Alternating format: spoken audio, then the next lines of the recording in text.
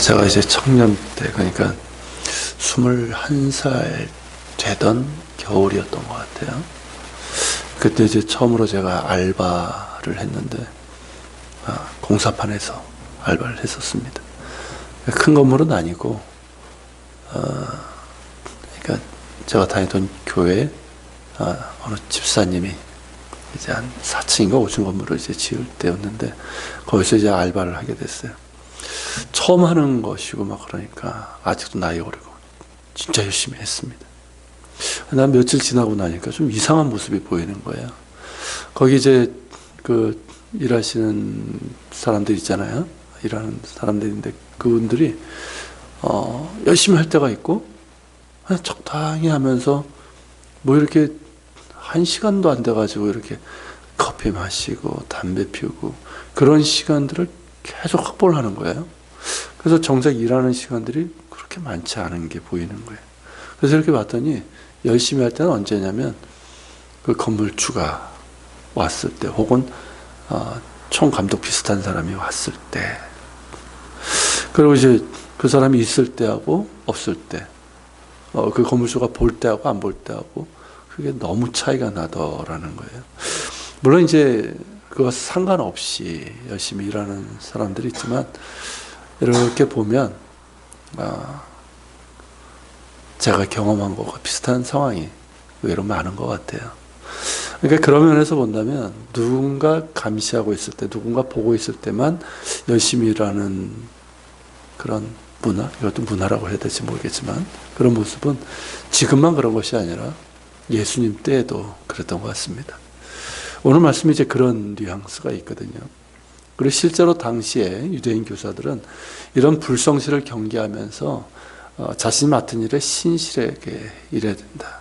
그렇게 이제 가르쳤어요. 이는 특별히 이제 여호와의 날과 관련이 있습니다.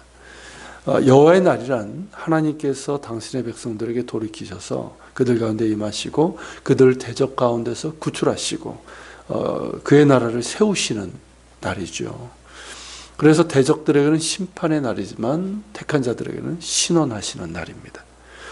그 날은 이제 메시아의 예언과 연결되어 있기에 여호와의 날은 메시아께서 임하시는 때라고 할 수 있습니다. 그 날에 대한 예언은 일찍이 예언자들을 통해서 주어졌죠. 그리고 사람들은 그 예언에 따라 메시아께서 오시길 고대했지만 어땠습니까? 꽤 오랜 시간이 지연이 되었습니다.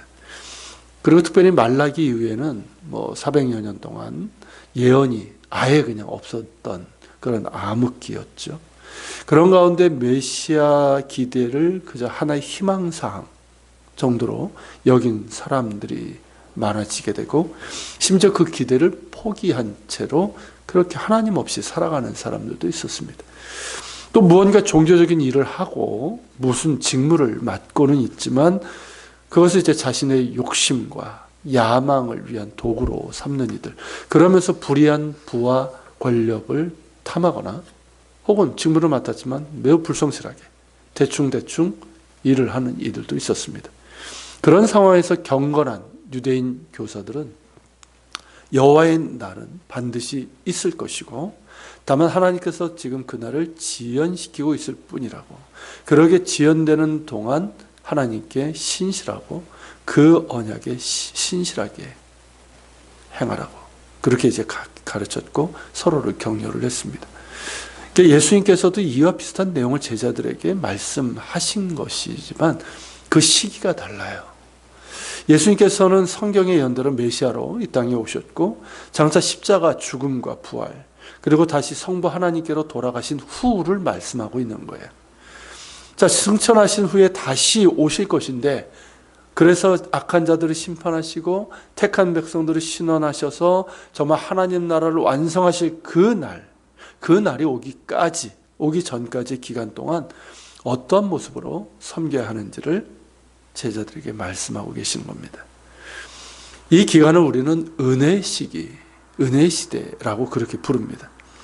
세상의 죄악상을 보면 이미 하나님의 진노의 심판이 임해야 하지만 죄인들이 용서받고 구원받을 기회를 주시기 위해서 그때를 늦추고 있는 은혜의 시기인 것이죠.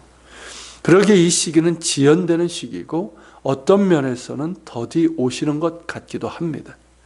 그러나 우리가 꼭 기억해야 될 것은 앞서 말씀드린 것처럼 죄인들을 향한 은혜로 인해서 지연되는 기간이라는 것이고, 그러므로 우리가 어떠한 믿음과 태도로 주님을 섬기고 주님의 몸된 교회를 섬기며 주님께서 맡겨주신 사명과 직분을 감당해야 되는지를 늘 확인해야 한다는 겁니다.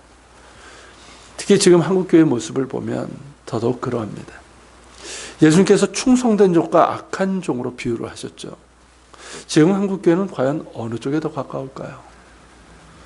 물론 지금도 열악한 환경 속에서 충성되고 지혜 있는 종이 되어 또 그런 종이 되고자 주님께서 신뢰할 만하고 분별력 있는 종의 모습으로 주님의 몸된 교회를 섬기고 주어진 사명과 직분을 감당하는 목회자들, 사역자들, 그리고 평신도들이 많습니다.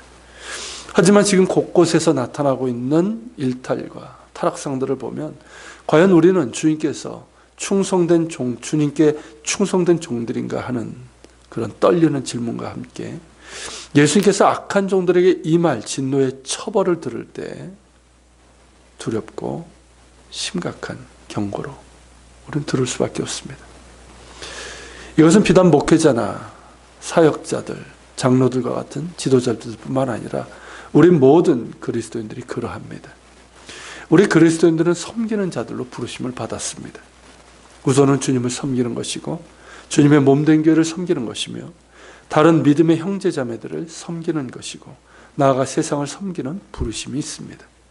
또한 주님께서 맡겨주신 직분과 사명이 있습니다. 그러기에 예수님께서 말씀하신 충성된 종과 악한 종은 다름 아닌 나 자신에게 해당되는 말씀입니다. 여러분들 어떠하십니까? 주님 보실 때 충성되고 지혜로운 종, 곧 주님께서 기뻐하실 만하고 신뢰할 만하고 분별력 있는 섬기는 종의 모습에 가깝습니까? 아니면 마치 주님이 없는 사람처럼 더디 오시거나 아예 안 오실 것처럼 불성실하고 게으르고 자신이 주이 되어서 자신의 탐욕을 구하고 나의 왕국을 이루어가는 악한 종의 모습에 더 가깝습니까? 사도 바울은 자신의 제자이자 아들과 같은 디모데에게 이런 고백을 한 적이 있어요. 디모데전서 1장 12절서부터 15절에 나오는데 그런 내용이에요. 나는 본래 충성되지 못한 자였고 자격도 없고 오히려 비방자요 박해자였다는 거죠. 그런 나를 오직 주님의 은혜로 충성되이 여기셔서 직분을 맡겨주셨다라고 말입니다. 나는 다만 죄인 중에 괴수일 뿐임에도 나에게 이런 은혜를 베푸셨으니 나에게 자랑할 것이 없고 오직 주님의 은혜만을 자랑할 뿐이라고. 그래서 나는 달려갈 길을 갈 뿐이라고. 나의 나된 것은 오직 주님의 은혜라고 고백하고 있는 겁니다. 이 고백이 우리의 고백이 되어야 하지 않을까요? 우리 모두는 그 누구도 예외 없이 자격도 없고 충성되지 못한 자들이었지만 오직 주님의 은혜로 이렇게 주님을 섬기고 주님의 몸된 교회를 섬기며 맡겨주신 직분과 사명으로 섬기게 하셨습니다. 내가 어떤 사람이었는지를 알고 그런 나에게 주님께서 어떤 은혜를 주셨는지를 안다면 우리의 고백도 사도 바울과 같을 수밖에 없고 그러게 우리에게 구할 것은 충성되고 지혜로운 종이 되는 것이고 실제로도 그런 믿음과 태도로 섬기는 이것일 겁니다. 사순절, 우리가 사순절을 보내고 있는데 이 사순절은 우리 모든 그리스도인들에게 예수님을 깊이 묵상하면서 우리의 잘못된 마음과 삶을 돌이키는 참의 시간이고 또 주님을 닮아가는 훈육과 성장의 시간입니다. 그렇다면 오늘 본문의 말씀이 우리에게 더욱 특별하게 들릴 겁니다.